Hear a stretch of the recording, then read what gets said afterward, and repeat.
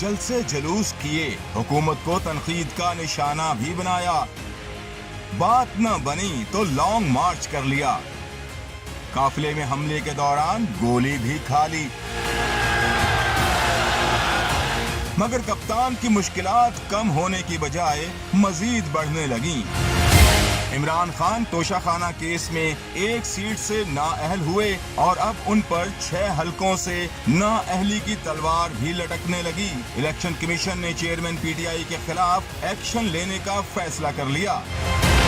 इमरान खान ने 6 हलकों के ज़िमनी इंतखाबात के अखराजात की तफसील ताहाल जमा नहीं कराई, जिस पर इलेक्शन कमीशन ने कार्रवाई का फैसला किया है।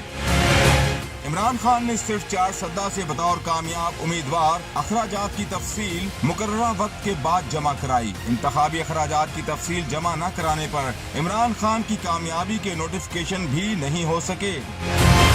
तफसीलात ताखीर से जमा कराने पर रिटर्निंग अफसरान इमरान खान को शोकॉज नोटिस जारी करेंगे। इमरान खान का जवाब आने या न आने की सूरत में केस इलेक्शन कमीशन को भिजवाया जाएगा।